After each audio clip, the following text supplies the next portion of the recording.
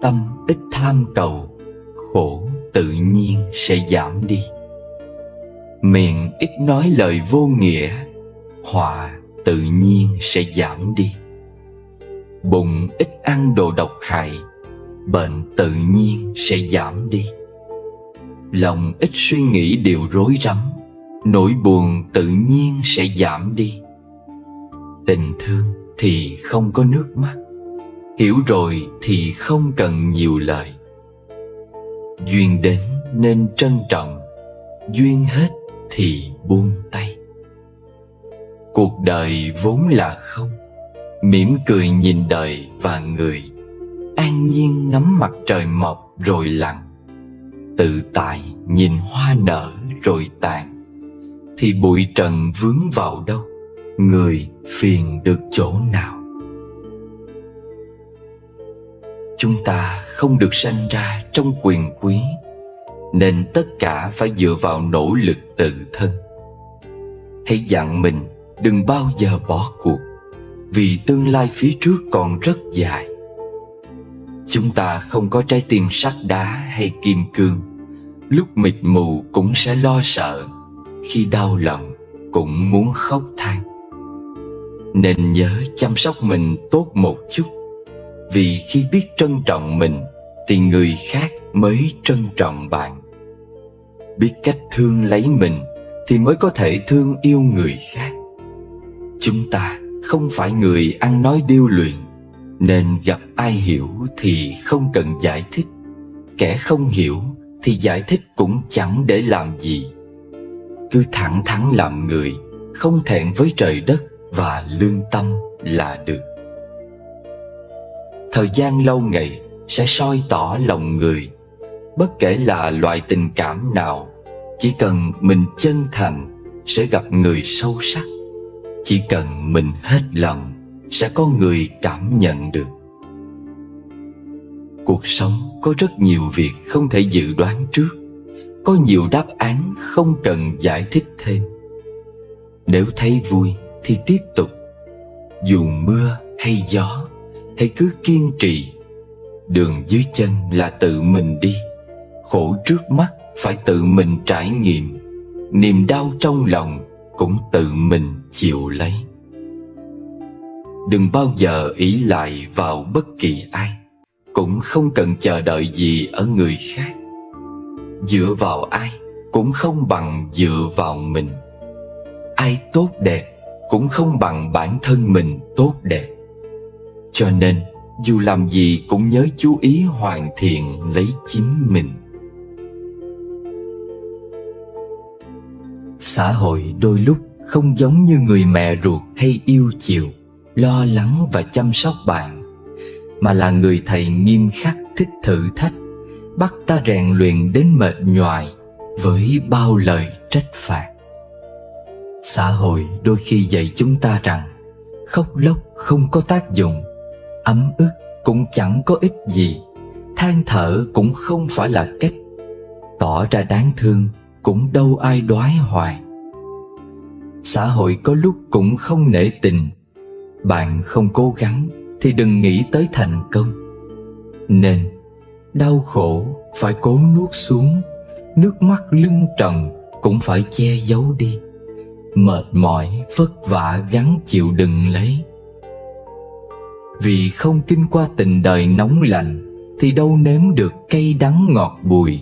Không trải nghiệm cuộc sống sao hiểu hết tình đời đen bạc. Không gặp chuyện buồn vui sao nhìn thấu thật giả lòng người. Ai chẳng thích cuộc sống đơn thuần, ai không muốn thành thật đối đãi, ai chẳng mong hạnh phúc đong đầy. Nhưng hiện thực xã hội khiến chúng ta phải thức tỉnh và không thể không thay da đổi thịt để ứng đối. Xã hội sẽ không thiếu những khi nghiêm khắc và tàn khốc. Vậy nên có khi ta chưa kịp tiến bộ liền bị xếp vào nhóm lạc hậu. Ta yếu đuối một chút lập tức bị xô đẩy ngã nghiêng. Những giọt nước mắt từng rơi xuống, những đoạn đường bạn từng đi, những vất vả từng gánh chịu, những đau khổ từng nếm trải. tất cả sẽ tạo nên một con người của chính bạn thật khác biệt. Cho nên, có bản lĩnh thì không sợ, đủ lòng tin thì cứ bước ra xã hội. Ở đó có môi trường tôi luyện giúp cho chúng ta trưởng thành. Trong phép cư xử cũng nên học cách thay đổi vị trí, tập nghĩ cho người khác. Thông thường muốn đạt được, trước phải biết cho đi. Mong muốn người thông cảm, cần có lòng bao dung. Muốn ai đó quan tâm, nên học cách trân trọng. Muốn người khác tôn trọng, cần có lòng tự trọng. Làm việc nên có sự cảm thông. Bạn nghĩ đến việc khó xử của người khác, người ta cũng sẽ quan tâm đến vấn đề của bạn. Mình chịu ra tay giúp khi người cần, chắc chắn sẽ có sự hồi đáp tương xứng. Người với người vốn không cùng cơ thể, nên không bao giờ hiểu hết được lòng nhau.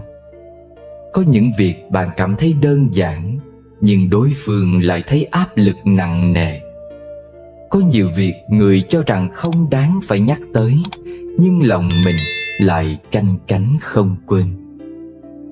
Chúng ta không phải họ, nên góc nhìn nhận vấn đề không giống nhau. Phương cách suy nghĩ cũng có nhiều khác biệt. Nên khi tiếp xúc với người khác, điều khó mà cũng quý nhất là biết đứng trên lập trường của đối phương mà suy xét. Từ đó, bạn có thể xem trọng những vấn đề mà họ quan tâm, rồi tìm cách giải quyết nhẹ nhàng nhất có thể.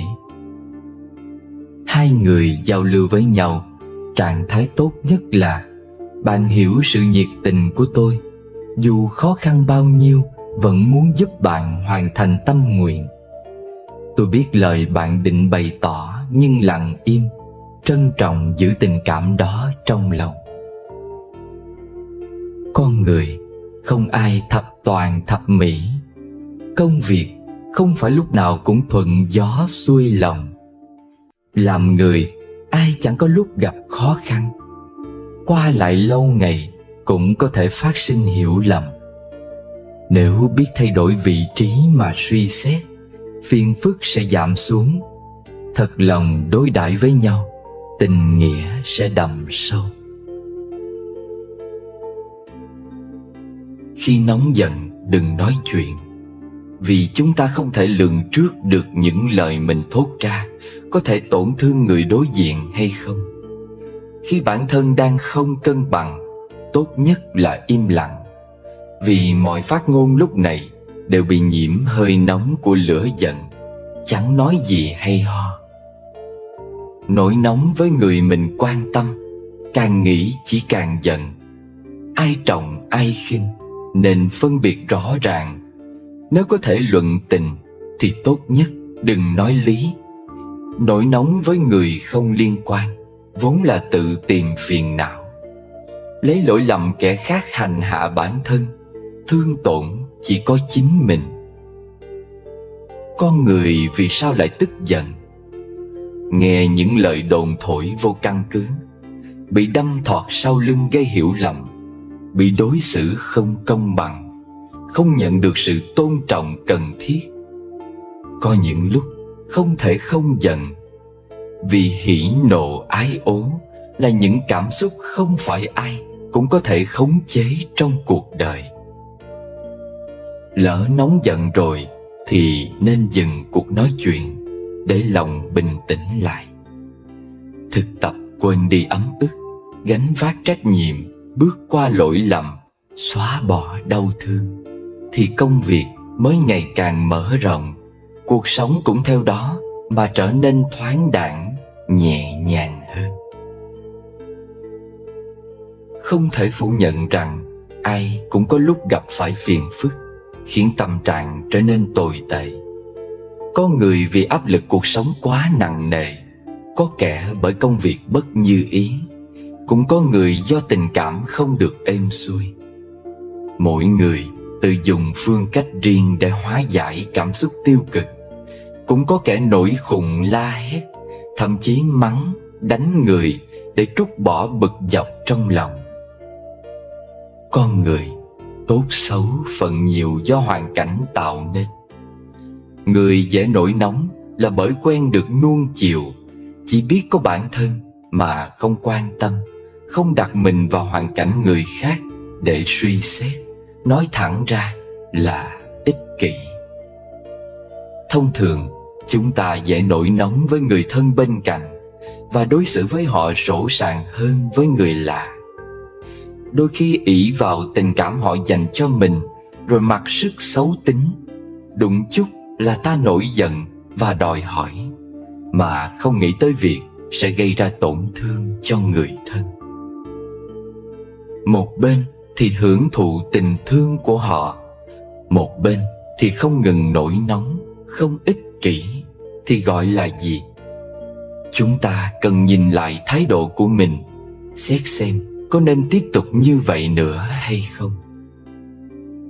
Thực tế cho thấy, chỉ những người thiếu bản lĩnh kiềm chế mới dễ dàng tức giận. Chúng ta đều hiểu, nổi nóng không giải quyết được vấn đề, mà cần phải đối diện chuyện bất như ý, để từ đó bình tĩnh xem xét, rồi tìm phương hóa giải. Thử nghĩ, tính nóng nảy khiến ta mất đi bao tình cảm, tổn thương bao nhiêu người, ảnh hưởng bao nhiêu việc. Một khi lửa giận nổi lên, không cách gì giữ tâm bình tĩnh để tiếp xúc với người, cũng không thể làm việc bình thường. Ngay cả việc hít thở cũng thấy khó khăn, không ích lợi gì cả. Cho nên, đừng cho rằng thói quen dễ nổi nóng là bình thường. Một người mà ngay cả cảm xúc của bản thân cũng không kiểm soát được, chỉ cho thấy sự ích kỷ và bất lực của họ mà thôi. Vì thế, hãy chứng tỏ bản lĩnh của mình từ những tính cách đơn giản nhất mỗi ngày. Có người hỏi, trong tình cảm, điều gì dễ khiến người đau lòng? Tôi nghĩ, phần lớn là lời nói. Lời nói được xem như chìa khóa để mở lòng người khác, mà cũng là vũ khí sát thương người nhanh nhất. Bạn chưa nhìn thấy biểu hiện đau khổ của người bị trúng thương, sẽ không thể biết câu nói của mình làm đau họ đến mức nào. Rất nhiều khi, lời nói như lưỡi dao vô hình, giết người không thấy máu, nhưng vô cùng sắc bén và tàn nhẫn. Một câu nói vô tâm, một ánh nhìn lạnh lẽo, một động tác bốc đồng, cũng đủ làm tan bao nhiệt huyết trào dâng.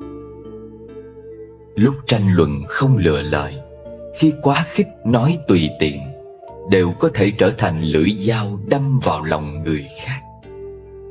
Mối quan hệ càng gần gũi, vết thương sẽ càng sâu. Nhiều khi người phát ngôn quá vô tình, khiến người nghe tan nát.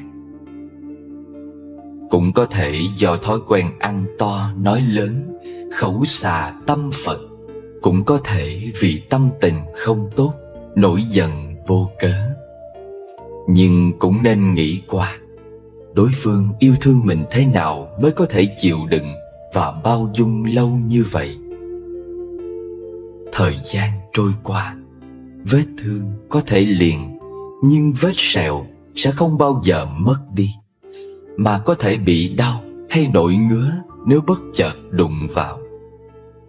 Tuy lời nói không trực tiếp lấy được mạng ai, nhưng rất dễ làm hao mòn tình cảm, đẩy người xa ta, làm mất đi nghĩa ân, khiến cho đời lạnh lẽo. Thật ra khi ở cùng nhau, người ta cố tình lạnh nhạt những mong đợi của mình, chính là sự tổn thương lớn nhất. Lòng chết rồi, quay lưng rồi, thì sao cứu vãn được? Người thất vọng nhiều sẽ trở nên lặng lẽ, thời gian lâu dần sẽ trở thành lạnh lẽo. Rất nhiều vấn đề không phải một câu xin lỗi là đổi lại được lời an ủi không sao. Trong một mối quan hệ, hòa hợp được vốn không dễ dàng. Tổn thương rồi muốn quay lại thuở ban đầu hầu như là không thể. Tổn thương người rồi hối hận, Chỉ bằng mở rộng lòng một chút, quản lý cảm xúc mình tốt một chút, chú ý lời ăn tiếng nói một chút, trân trọng người bên cạnh, hết lòng với hiện tại, thì sẽ giữ được những ân tình tốt đẹp. Bạn sống trong thế giới nào sẽ gặp được những người tương ứng của thế giới đó. Bạn kết giao với hạng người nào, tính cách tự nhiên cũng theo đó mà biến chuyển. Tùy theo độ cao nơi mình đứng mà chúng ta nhìn thấy những quang cảnh khác nhau. Có tấm lòng rộng mở thì bầu trời tự nhiên sẽ thoáng đạt. Rất nhiều khi chưa gặp được người mình kỳ vọng là do bản thân chưa chuẩn bị đủ, chưa hoàn thành được những giá trị tương xứng. Cho nên cứ hoàn thiện mình trước, mọi thứ tự nhiên sẽ đến. Ở đời có một số việc phát sinh rồi chỉ có thể tiếp nhận. Có một số người quay lưng rồi chỉ có thể buông tay. Một vài đoạn đường chọn lựa rồi thì không thể quay đầu. Cuộc sống có những lúc bất lực như thế. Nếu nhìn thông sẽ thấy, có nhiều thứ mất đi mà bình an hơn là có được. Vài niềm đau nhẫn một chút liền qua đi. Một số phiền phức nhẫn một chút là có thể giải quyết. Một vài lời nói nhẫn một chút thấy không cần tranh luận nữa. Một vài tình cảm nhẫn một chút lại không muốn tiếp tục. Một vài con người nhẫn một chút không buồn chờ đợi nữa. Người thương thật lòng sẽ muốn cùng nhau đi đến tương lai. Tình cảm chân thành không cần thể hiện mọi lúc mọi nơi, mà lặng im song hành theo năm tháng. Duyên phận tốt đẹp không đến từ những buổi tiệc được sắp đặt sẵn, mà ở lòng kiên định chấp nhận của hai người. Nếu thực sự có duyên, thời gian không gian đều không phải vấn đề. Bằng như đã vô duyên, dù gặp nhau mỗi ngày cũng không có ý nghĩa. Người ta thường nói, phải đến khi mất đi, chúng ta mới nhận ra mình từng có những gì. Thực tế thì bạn luôn biết những gì mình đang có, chỉ là ngỡ chúng sẽ không bao giờ mất đi mà thôi. Hãy tranh thủ tận hưởng mỗi việc nhỏ trong cuộc sống, vì mai này nhìn lại, bạn sẽ phát hiện ra kỳ thực chúng đều rất quan trọng. Có một vài thời khắc khi trở thành hồi ức rồi mới thấy hết sự quý giá. Thông thường khi bạn nỗ lực hết mình, người khác chưa chắc sẽ để tâm. Chỉ cần thôi cố gắng, người ta lại chú ý. Đôi khi trời không cho thứ bạn cần, không phải vì bạn không xứng đáng, mà là đã để dành cho bạn những điều tốt đẹp hơn. Sống đơn giản thì vui vẻ, nhưng đời này người vui vẻ cực ít. Phức tạp quá chỉ khổ tâm, vậy mà người đau khổ lại đầy rẫy. Rất nhiều phiền phức là bởi mình nghĩ trước tính sau, không chịu quyết đoán.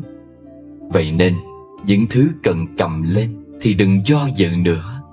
Những thứ cần buông xuống thì cũng hãy thẳng tay.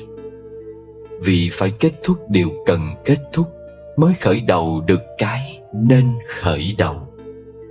Cuộc sống giống như một cây đàn, phím trắng là vui vẻ, phím đen là đau thương.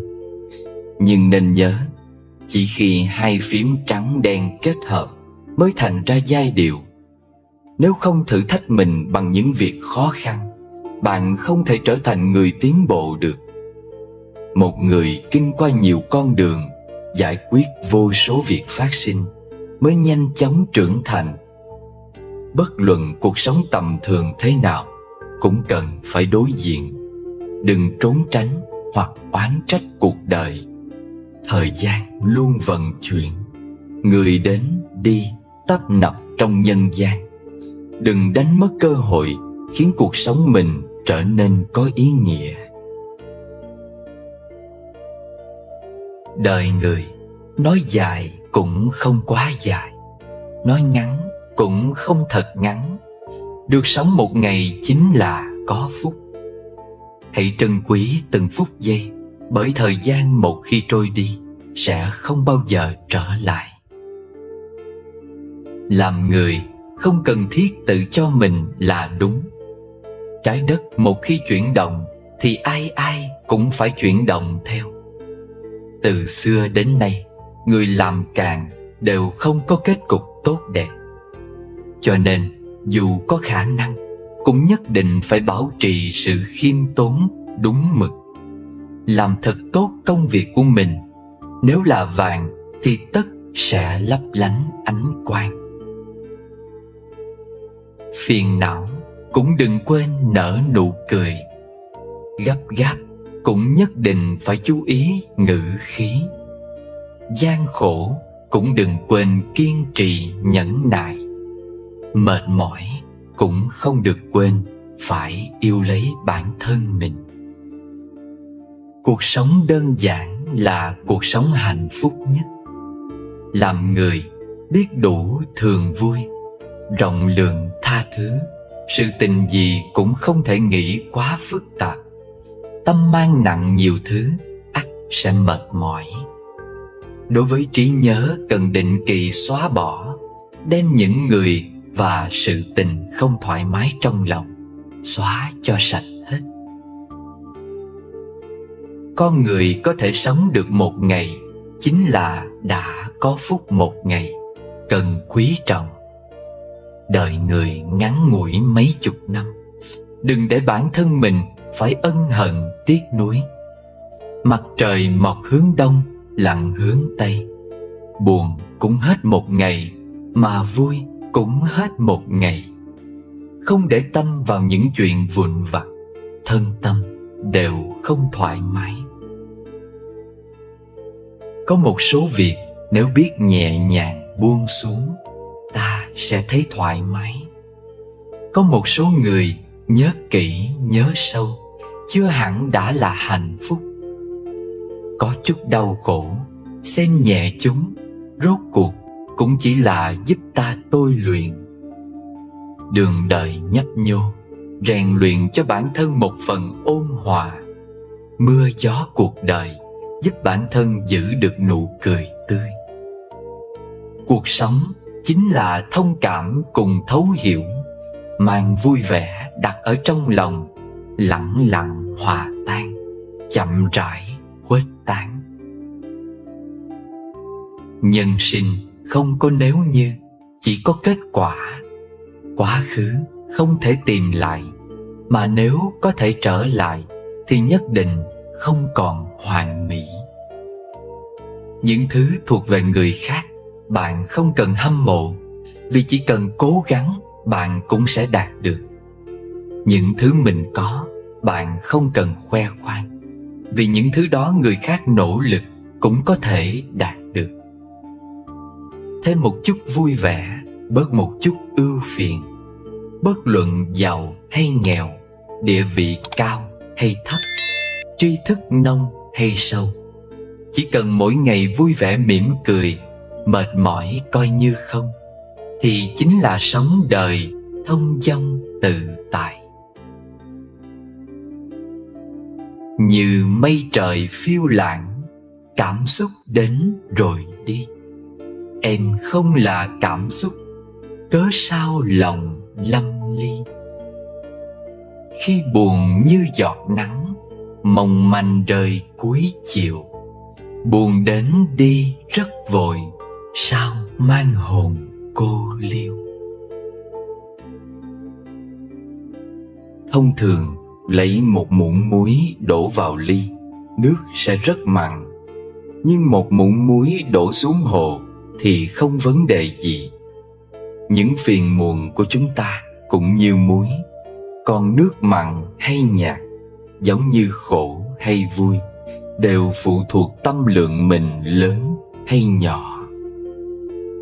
Hạnh phúc đến từ cảm giác, vui vẻ là từ tâm thái, nhẹ nhàng là do lựa chọn. Sự việc dù đơn giản, nhưng suy nghĩ quá sâu, tính toán quá nhiều sẽ trở thành phức tạp, rồi vướng víu tay chân. Ngược lại, sự việc dù phức tạp thế nào, nếu biết xem nhẹ, bớt để tâm, cũng thành ra đơn giản, giải quyết dễ dàng. Cho nên, khi đối diện một số việc, mỉm cười là được, đừng quá nghiêm trọng.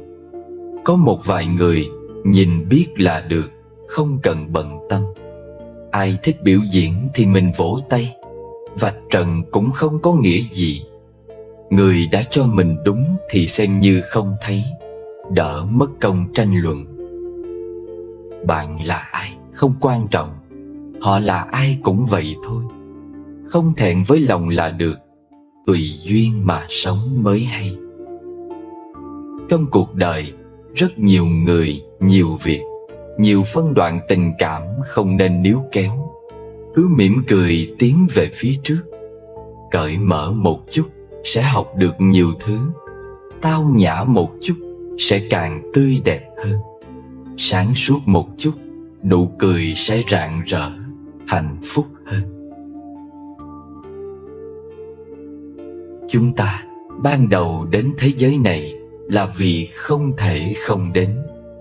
Cuối đời rời đi cũng vì không thể không đi. Còn đoạn đời ở giữa là tùy mỗi người lựa chọn. Mỗi người có một lối sống riêng. Có người xem tiền của, con cháu, ái tình, hơn thua là nguồn sống. Có kẻ lấy cảm ơn, vui vẻ, khoan dung, biết đủ làm kim chỉ nam. Do sự lựa chọn khác nhau mà kết quả cuộc đời cũng không ai giống ai. Lúc trẻ có thể muốn rất nhiều thứ, khi nằm trên giường bệnh muốn lo cũng không được. Sự lo lắng sẽ chuyển sang bên cạnh. Bạn bè thân thích sợ bị mượn tiền, cha mẹ lo con không qua khỏi. Bạn đời sợ phải liên lụy ốm đau, lãnh đạo lo không ai làm việc, liền gấp rút tìm người thay thế. Bác sĩ sợ bạn không đủ tiền, vừa kê toa thuốc, vừa nhắc nhở viện phí. Lúc này, có khó chịu hay kiêu kỳ cũng không làm gì được. Cho nên khi còn khỏe mạnh, nhất định phải biết chăm sóc bản thân, tranh thủ sống cuộc đời mình mong muốn. Ai ở đời cũng không dễ dàng gì. Ngọt bùi cay đắng, buồn vui có đủ. Có thể biến cuộc đời đau khổ thành lãng mạn, chuyện thế gian bạc bẽo thành những mối thâm tình, thì mới gọi là bản lĩnh.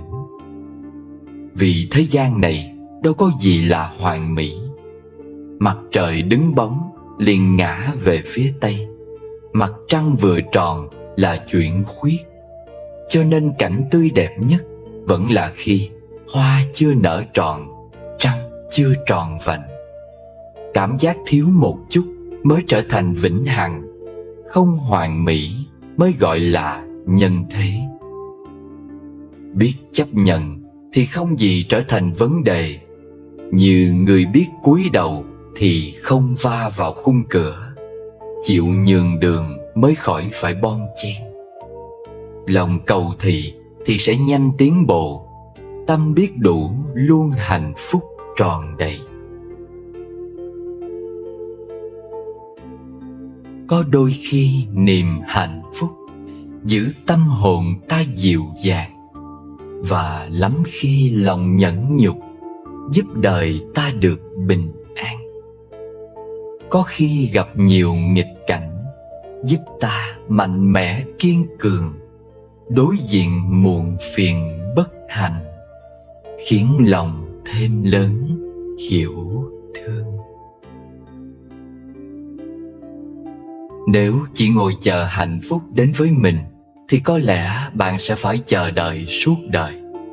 Vậy nên hãy chủ động tạo nên hạnh phúc bằng những cách gợi ý sau đây. 1.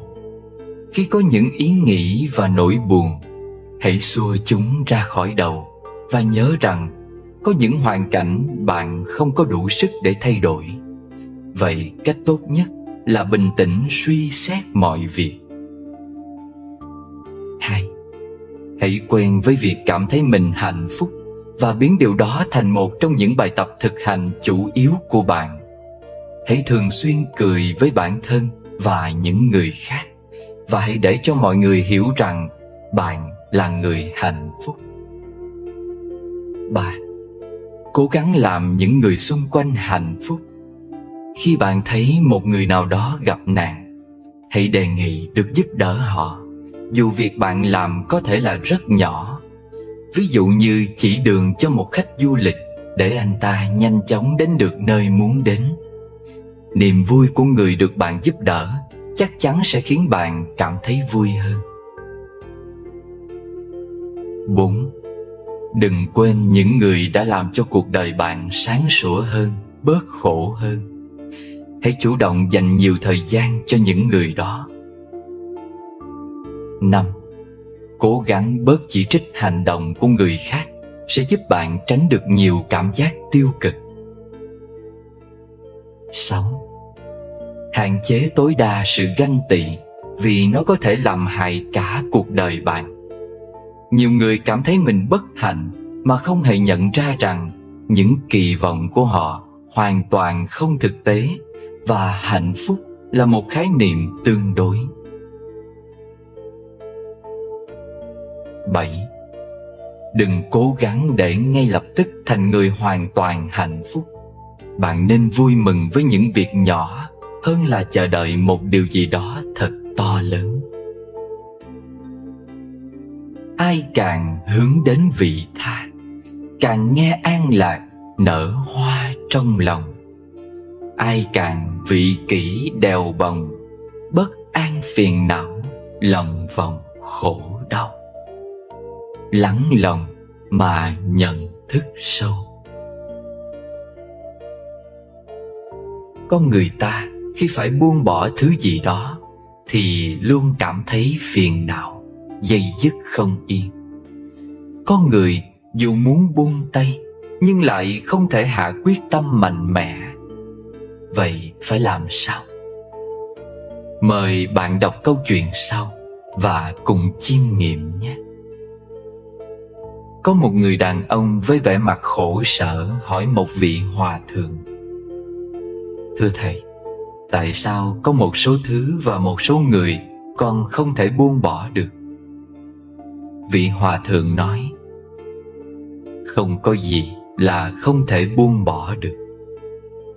Người đàn ông kia lại nói: Thưa thầy, tại sao có những thứ và có những người mà con hết lần này đến lần khác đều không buông bỏ được? Vị hòa thượng liền bảo người đàn ông kia cầm cái chén lên, rồi ngài rót nước trà vào chén. Hòa thượng rót đến tận lúc nước trà trong chén trào ra ngoài. Người đàn ông kia lập tức thấy nóng tay, không chịu được, liền đặt chén trà xuống. Lúc này vị hòa thượng lại nói: Trên đời không có gì là không buông bỏ được. Chỉ cần ngươi cảm thấy bị đau, ngươi sẽ tự bỏ xuống được thôi. Quả thật, khi chúng ta đã có công danh thì liền thấy khó buông bỏ được công danh. Khi chúng ta có tiền tài thì liền thấy khó buông bỏ được tiền tài. Khi chúng ta đã có tình yêu thì liền thấy khó buông bỏ được tình yêu. Khi chúng ta đã có sự nghiệp thì liền thấy khó buông bỏ được sự nghiệp. Tất cả những điều này khiến chúng ta không buông bỏ được là bởi vì trong lòng chúng ta còn có suy nghĩ và mộng tưởng, mong tưởng về chúng, còn bị chúng hấp dẫn. Hay là bởi vì hành vi của đối phương còn chưa động chạm đến ranh giới của sự chịu đựng của ta. Nói chung là vì chúng còn chưa khiến bản thân chúng ta bị đau nhức đến mức phải buông bỏ.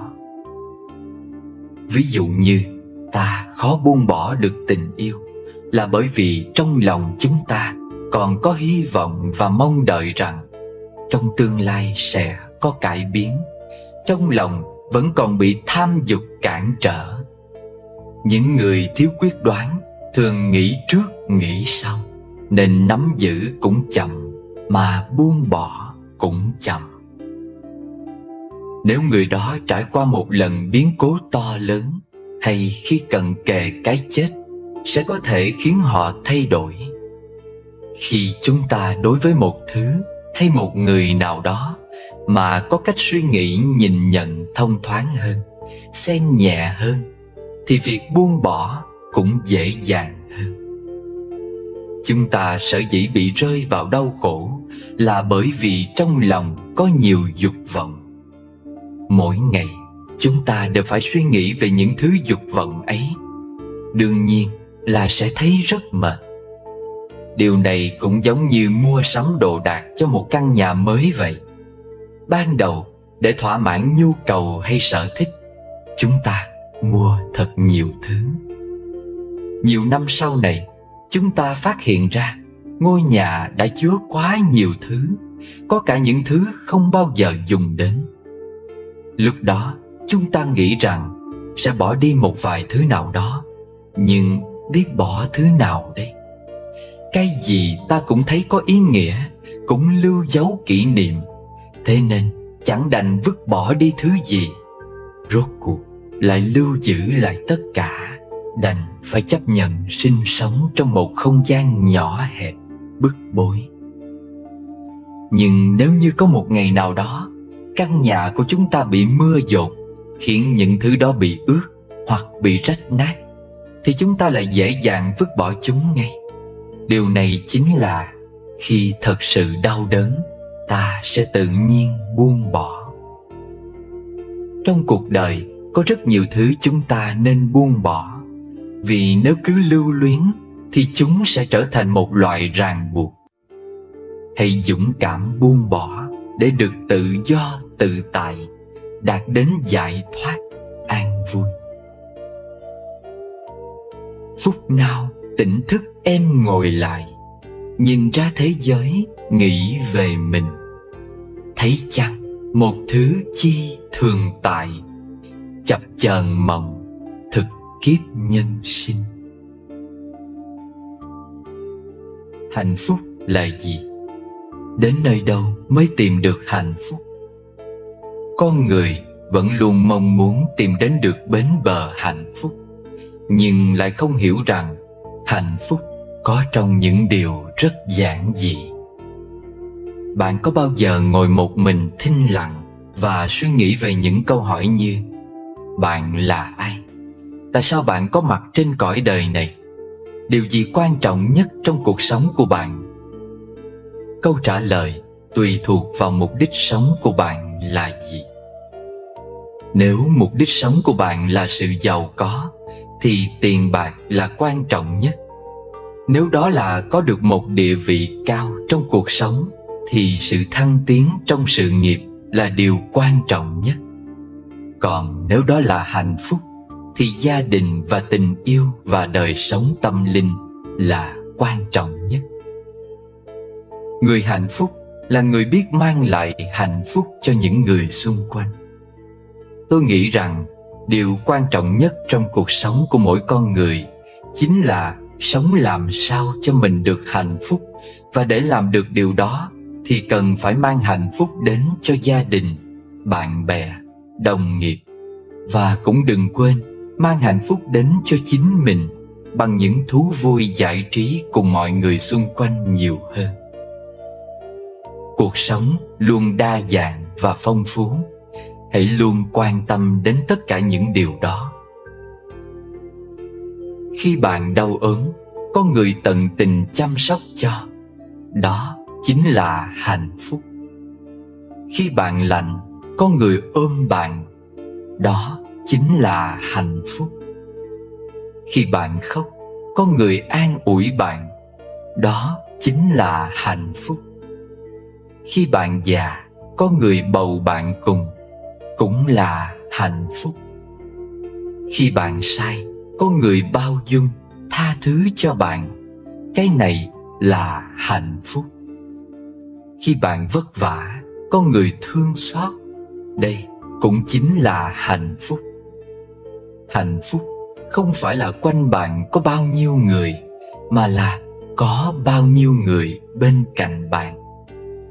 Hạnh phúc không phải là bạn lái những chiếc xe sang trọng, mà là bạn lái xe về đến nhà bình an. Hạnh phúc không phải là bạn tích trữ được bao nhiêu tiền, mà là mỗi ngày thể xác và tâm hồn được tự do, được làm những việc mình yêu thích. Hạnh phúc không phải là chồng, vợ của bạn thành công, xinh đẹp ra sao, mà là chồng, vợ của bạn luôn có thể nở nụ cười rạng rỡ. Hạnh phúc không phải là được ăn ngon, mặc đẹp, mà là không có bệnh, không có tai ương. Hạnh phúc không phải là lúc bạn thành công được tung hô nhiệt liệt, mà là lúc bạn sa cơ, vẫn có người nói: bạn tôi à, cố lên. Hạnh phúc không phải là bạn nghe qua bao nhiêu lời ngon ngọt, mà là khi bạn bi thương rơi lệ, có người nói với bạn rằng: không sao đâu mà, đã có tôi ở đây. Và hạnh phúc là khi còn có cha mẹ bên đời.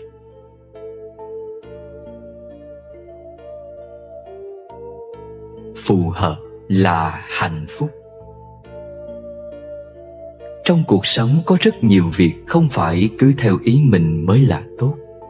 Mặt trời không vì bạn không vui mà sớm mai không mọc.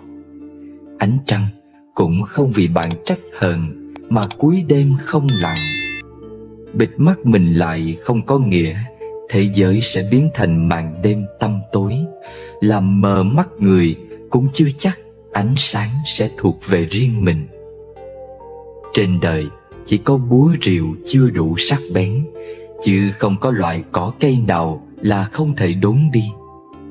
Công việc chỉ có con người chưa nghĩ đến phương pháp, hoàn toàn không có gì là không thể làm thành. Nếu muốn, người ta sẽ nghĩ cách, còn không, họ sẽ tìm lý do. Cuộc sống như ly nước, dù nóng hay lạnh, nhiệt độ thích hợp là có thể uống được. Hương vị dù ngọt bùi hay cay đắng, chỉ cần hợp khẩu vị là ngon. Giai điệu dù nhanh hay chậm, hợp với thính giác là hay. 4 mùa tuần hoàn, bất luận xuân, hạ, thu, đông, nếu hợp với tâm trạng thì đều là tốt đẹp. Tất cả chỉ cần thích hợp với bản thân chính là hạnh phúc. Đời mỗi người đều có 2 con đường. Một, dùng tâm trải nghiệm gọi là ước mơ. 2, dùng chân bước đi gọi là hiện thực. Nếu tâm cảm nhận không kịp, hiện thực sẽ nhạt nhòa. Chân bước đi quá chậm, mộng ước sẽ bay xa. Trên thế giới này, việc khó chịu nhất không gì hơn là biết người mình thương yêu hướng lòng về kẻ khác, mà vẫn đa tình một cách ngốc nghếch. Những cuộc gặp gỡ hay chia ly đều có nhân duyên nhất định. Thuận theo đó mà được yên ổn chính là điều tốt đẹp nhất. Khi ai đó bên cạnh ta, nếu có thể khiến họ thấy an lạc, đã là thành công lớn. Lúc nhỏ, hạnh phúc là chuyện rất đơn giản. Lớn lên rồi, có thể sống giản đơn mới là điều hạnh phúc. Để không uổng công đến đây một đời, hãy làm việc muốn làm và yêu những gì mình muốn. Đời người chính vì quá kỳ vọng nên mới thất vọng, mộng ước xa vời nên mới tiêu tan, chất chứa quá nhiều nên khó lòng bộc bạch. Có một số người quên không được là do không nỡ, một số khác nhất định phải quên đi vì không đáng nhớ. Cũng đừng quá tin tưởng vào mắt mình, vì có khi những gì bạn nhìn thấy là những điều đang mong muốn, còn những thứ không thích đã bị bạn lướt qua. Thật ra Người bị hiểu lầm không hề mất mát gì, kẻ nhìn nhận sai người khác mới thật sự mất đi cơ hội. Chúng ta đều nghĩ rằng mình làm chủ cuộc đời này, mà quên mất cuộc sống vốn phải cần rất nhiều người phối hợp.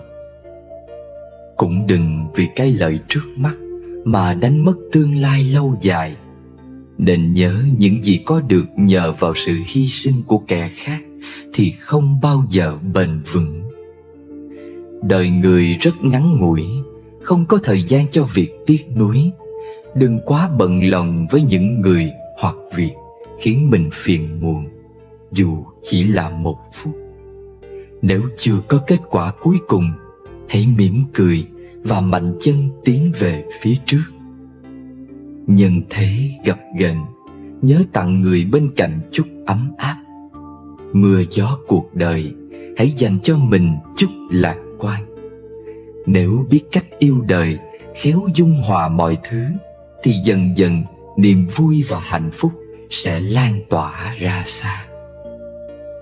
Đời người không phải cuộc chạy đua, mà chính là chuyến du lịch. Cuộc đua quan trọng ở đích đến, còn chuyện rong chơi cần quan tâm đến phong cảnh bên đường. Tâm trạng tốt thì cảnh vật theo đó cũng sẽ đẹp hơn. Bất luận hôm nay gặp bao nhiêu khó khăn, hãy vững tin rằng chỉ có hôm qua là không thể trở lại, còn ngày mai chắc chắn sẽ đến. Phật dạy, 3 nỗi khổ cũng là 3 nguyên nhân dẫn tới khổ đau của con người là tham, sân, si. Trong đó chữ tham đứng hàng đầu. Vì lòng tham nên mới sân hận, vì tham nên mới si mê u tối. Dục vọng từ tham mà ra, cũng vì tham mà lớn lên thành nghiệp ác. Tham lam không phải bản chất của con người. Phật dạy rằng, bất kể ai sinh ra đều như tờ giấy trắng, đều có trái tim thuần hậu và thiện lương. Nội tham lớn dần theo năm tháng, theo những điều mà con người muốn sở hữu và đang sở hữu. Càng có nhiều, càng tham nhiều, càng mong nhiều lại càng tham nữa. Dục vọng không bao giờ dừng lại. Lòng tham tạo nên dục vọng, và dục vọng phóng đại lòng tham. Nếu không biết tiết chế, kìm nén lòng tham, thì chắc chắn con người sẽ rơi vào tai họa. Vì như Phật đã nói, lòng tham nổi lên, phúc đức tiêu tán. Dù làm 100.000 việc tốt, cố gắng tu tích thế nào mà không buông bỏ được lòng tham, thì tai họa vẫn đến. Phúc lộc vẫn bay đi, không giữ lại được gì. Mà tham thường đi liền với ác. Vì tham nên làm ác để thỏa mãn thứ mình muốn, làm ác để thỏa mãn lòng tham vô bờ bến. Thưa quý vị, trong đạo Phật, chữ tham được giải thích như sau. Tham là tham lam, ham muốn thái quá, đắm say, thích thú muốn có nhiều những thứ mình ưa thích như tiền tài, sắc đẹp, danh vọng, vân vân. Lòng tham đó chẳng hề biết chán, càng được thời càng tham. Tham cho mình, rồi tham cho cả bà con quyến thuộc, quốc gia, xã hội của mình. Cũng vì lòng tham mà nhân loại tranh giành giết hại lẫn nhau. Kẻ tham hay ghen ghét những người thành tựu. Nếu có tâm tham thời phải tu tâm ngay.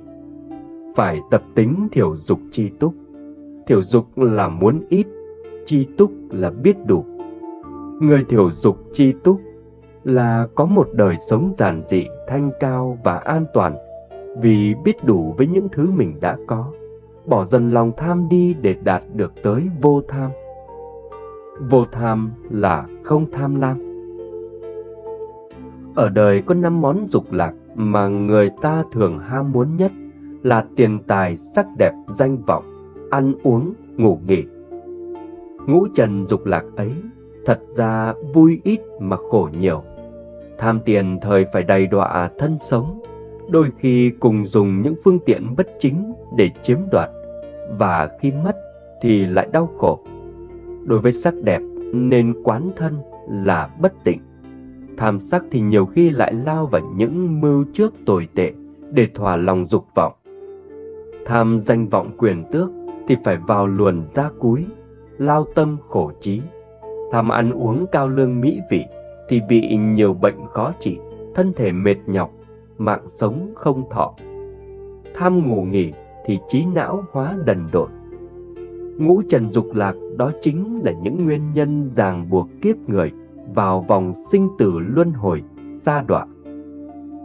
Chuyện tích kể rằng một phú gia không con, chết đi, bỏ lại tất cả tài sản sự nghiệp lớn lao. Vua truyền lệnh cho nhập gia sản của ông vào quốc khố và đến hầu Đức Phật. Vua bạch lại tự sự với Đức Phật và ghi nhận rằng mặc dầu nhà phú gia này ở gần nơi Đức Phật ngự, không bao giờ ông để bát cúng dường ngài. Nhân cơ hội này, Đức Phật kể thêm về tiền kiếp của phú gia là đã từng làm việc thiện bằng cách cúng dường một vị Bích Chi Phật, nhưng lại tiếc của đem cúng, và còn phạm một tội ác là giết cháu ruột để giành gia tài của anh mình. Đức Phật nhân đó dạy rằng: Pháp Cú 355: giàu sang tài sản dồi dào chỉ làm hại được kẻ nào ngu thôi, dễ gì hại được những người đang cầu giác ngộ hướng tới Niết Bàn. Chỉ vì ham muốn giàu sang, kẻ ngu tự hại bản thân đã đành, hại thêm cả kẻ xung quanh. Đức Phật ngợi khen người không tham lam và khuyên mọi người nên cúng dường các vị đó. Nhưng khi bố thí nên suy xét kỹ càng. Làm vậy sẽ tương tự như nếu đem hạt giống mà gieo trên đất lành, đất màu mỡ, thời hạt mới đơm hoa, kết trái sum xuê. Nếu gặp người thọ trí có đức hạnh mà bố thí sẽ được phước báu nhiều. Giảng về quả phúc của người cúng dường đến bậc hoàn toàn thanh tịnh. Đức Phật dạy tham như cỏ hoang làm hại ruộng nương. Đây là làm hại đất tâm của người tu hành, và trị tham chẳng gì hơn là việc bố thí. Pháp Cú 356: cỏ hoang làm hại ruộng vườn, tham lam gây hại nhiều hơn cho người. Tham lam ai đã lìa rồi, cúng dường vị ấy chẳng nơi nào bằng, hưởng về phước báu vô vàn. Theo kinh Thập Thiện Nghiệp Đạo, người không tham muốn thì được thành tựu những điều tốt đẹp sau đây: 3 nghiệp thân, khẩu, ý, được tự tại, của cải không bị mất mát, hưởng phúc đức và những sự tốt đẹp sẽ đến với mình, mặc dù mình không mong ước. Đức Phật còn dạy là đừng để tham, đừng để tội lỗi lôi mình vào cảnh khổ. Tội lỗi ở đây là nghịch nghĩa với chánh hạnh, là không theo giáo pháp. Trong câu sau này có nghĩa là sân hận. Căn nguyên của điều ác là tham lam và sân hận. Pháp Cú 248: các người nên biết rõ ràng, dễ gì chế ngự việc làm ác đâu. Tham lam tội lỗi hố sâu, kéo ta xuống chốn khổ đau đời đời. Thưa quý vị, lòng tham của con người giống như cái túi không có đáy. Cái túi không có đáy thì dù có đựng bao nhiêu vàng bạc của quý cũng không thể nào đầy được. Cũng vậy, lòng tham của con người thì vô độ, nên không có điểm dừng, không có giới hạn, mà là vô hạn. Chính vì vậy con người mãi chạy theo dục lạc để tận hưởng, không bao giờ biết dừng. Giống như con thiêu thân lao mình vào ánh đèn, mà không thể nào biết rằng nó sẽ bị nguy hiểm, biết dường nào. Và nó không thể nào biết được khi lao vào bóng đèn thì nó sẽ chết ngay. Con người không thấy được sự nguy hiểm của lòng tham, cho nên càng tham muốn, càng khổ nhiều. Lòng tham này được thể hiện dưới mọi hình thức khác nhau. Có người vì lòng tham mà cố gắng lo làm ăn bằng những nghề nghiệp nuôi sống khác nhau, như làm công cho nhà nước, như làm công ty, như làm ruộng, như buôn bán, như nuôi gia súc gia cầm. Ngày đêm thức khuya dậy sớm, làm việc vất vả dành dụm để tạo dựng sự nghiệp sinh sống cho mình và gia đình nhờ vào sự nỗ lực của bản thân. Khi có được tài sản thì luôn luôn ưu tư suy nghĩ, sợ bị mất, sợ bị ăn trộm. Người giàu sang có tiền của tài sản cũng bị khổ là phải bo bo giữ gìn. Nếu như lỡ may bị trộm cướp, bị lấy cắp, bị tịch thu, bị hỏa hoạn đốt cháy, hoặc lỡ bị lũ lụt cuốn trôi, thì than vãn khóc lóc, đấm ngực, mê man bất tỉnh. Thì sự nỗ lực vất vả cố gắng gầy công để được giàu có, tài sản nhiều đó cũng hoài công vô ích mà không có kết quả gì. Có người vì lòng tham mà không còn lương tâm lương chi, ăn của hối lộ, ăn xén ăn bớt của cải mồ hôi công sức của người khác. Có người vì lòng tham mà phải cờ bạc cá độ để mong được giàu sang, có được tài sản. Rốt cuộc giàu sang không thấy mà lại cho một kết quả bi thảm, đó là tán gia bại sản, của cải không còn, nhà cửa bị tịch thu. Có người vì lòng tham mà mua vé số, đánh số đề cầu mong trúng số độc đắc để có được nhiều tiền giàu có. Kết quả rồi cũng trắng tay, tan nhà nát cửa, nợ nần chồng chất. Có người vì lòng tham mới đầu có chiếc xe đạp, khi có được chiếc xe đạp rồi lại mong muốn có chiếc xe máy. Khi có chiếc xe máy rồi lại mong muốn có được chiếc xe hơi. Cho nên lòng tham không có giới hạn là như vậy. Thưa quý vị, trời đất bao la nhưng lòng tham của con người còn mênh mông hơn thế. Khi có được tài sản nhiều thì thường xảy ra mâu thuẫn với nhau. Như dòng họ tranh chấp với nhau, chồng vợ tranh chấp, cha con tranh chấp, mẹ con tranh chấp, anh em tranh chấp, chị em tranh chấp, bạn bè tranh chấp. Con người vì nhu cầu vật chất, tiền bạc, tài sản mà theo đuổi lòng tham, bòn xẻn, ích kỷ cho riêng mình. Cho nên chuyện đổ vỡ, xung đột gia đình, đánh mất hạnh phúc cũng xảy ra từ đây. Nguyên do cũng chính bởi lòng tham này, nên không còn thương yêu nhau, đùm bọc nhau nữa. Thường xuyên xảy ra chiến tranh, tranh đoạt, tranh chấp với nhau. Tất cả những sự tham muốn nêu trên đều mang một kết cục là khổ đau. Cho dù lòng tham muốn để được tài sản giàu có, được tạo nên bởi mọi hình thức nào, cũng đều mang lại sự thiệt hại, nguy hiểm cho chính mình, cho người thân và cho cả xã hội. Chúng đều là hành nghiệp của ác pháp, của bất thiện, được thể hiện trên thân hành, khẩu hành, ý hành của chính mình. Vì trong ý hành thường nghĩ đến chuyện muốn được giàu sang hơn người khác, cho nên thân hành và khẩu hành phải hành động làm hại mình, làm hại người và làm hại chúng sanh. Những sự việc nêu trên do lòng tham dục sai sử. Chính dục làm nhân, họ sống làm các ác hạnh về thân, làm các ác hạnh về lời nói, làm các ác hạnh về ý. Do họ sống làm các ác hạnh về thân, làm các ác hạnh về lời nói, làm các ác hạnh về ý. Khi thân hoại mạng chung, họ sanh vào cõi dữ, ác thú đọa xứ, địa ngục. Như vậy là sự nguy hiểm của dục, đưa đến đau khổ tương lai, là khổ uẩn do dục làm nhân, do dục làm duyên, do chính dục làm nhân. Kinh Khổ Uẩn Trung Bộ. Đức Phật nói những điều đó đều là ác pháp. Nếu con người cứ gần gũi, luôn luôn chạy theo bởi lòng tham muốn này mà không biết tránh xa nó, thì rất có thể bị nguy hại cho bản thân. Ngài thường dùng hình ảnh vàng bạc của báu, tài sản giống như con rắn độc, nó sẽ cắn chúng ta chết. Nếu con người cứ chạy theo lòng tham muốn này để phục vụ cho đời sống, thì cứ phải chịu quả khổ đau mãi, và con đường trôi lăn luân hồi sanh tử cũng từ đây. Đức Phật dạy người nào từ bỏ lòng tham thì sẽ được giải thoát, không còn phải chịu quả khổ nữa. Vì nhân không tham nên quả không khổ. Khi mọi người biết được do chính lòng tham muốn mà bị khổ, thì hãy đoạn tận.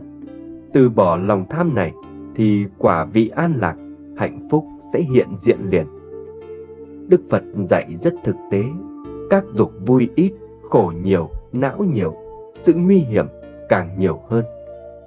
Đây là câu nói đúc kết sự chứng nghiệm của Đức Phật về sự thật đau khổ của cuộc đời, thường được Ngài sử dụng để khuyên nhắc chúng đệ tử xuất gia, cũng như chúng đệ tử tại gia chế ngự các ham muốn giác quan, sống nếp sống thiếu dục tri túc, không còn bị tác động bởi các động cơ dục lạc, thuận tiện cho việc tu tập hướng đến giải thoát hoàn toàn mọi trói buộc khổ đau.